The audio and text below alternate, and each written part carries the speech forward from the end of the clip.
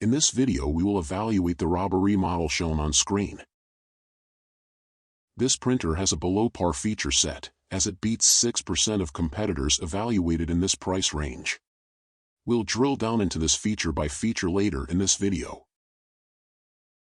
This Roberee model is not great in terms of value for the money, beating 9% of the competitors evaluated.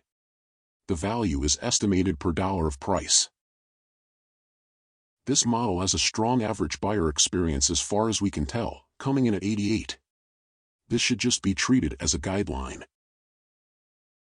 The features on screen will be the standard for evaluation against competitors.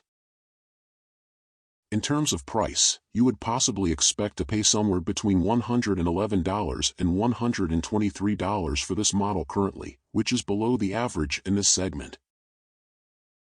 In terms of build volume, the Roberee has a below-median build volume, with 16% of competitors being below this, meaning smaller prints than many competitors. The Roberee can print using PLA filaments. PLA is the most commonly used filament in this segment, followed by ABS and TPU. Any other filaments are a bonus in this segment. The speed of the printer is also something to consider, especially for larger prints. The Roberee prints more slowly than the median, with a print speed of 10 mm per second. 0% of printers in the database are slower.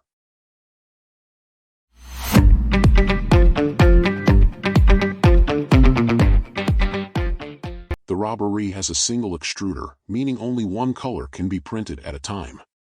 Dual extruders are rare in this segment.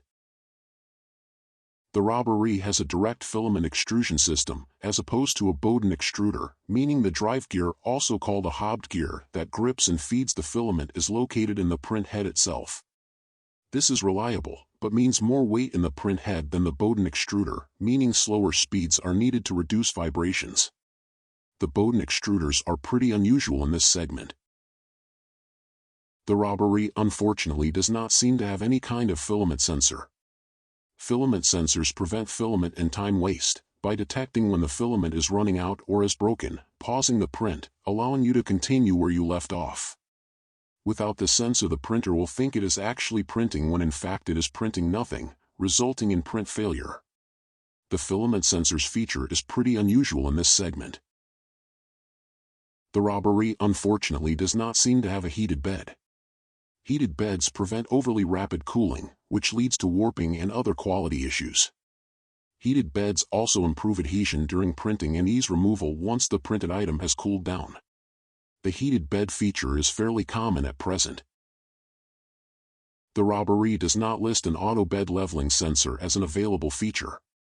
Auto bed leveling sensors save a lot of time as you don't need to manually measure and adjust bed alignment. The auto bed leveling feature is fairly common at present, with around 38% including it.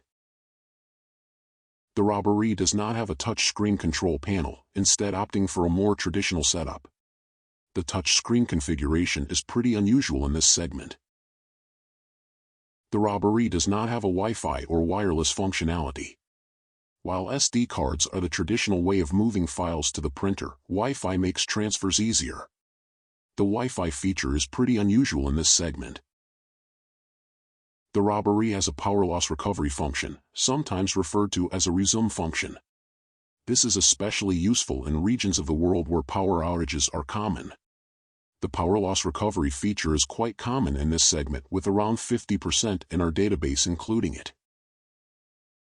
The Roberee is missing camera functionality.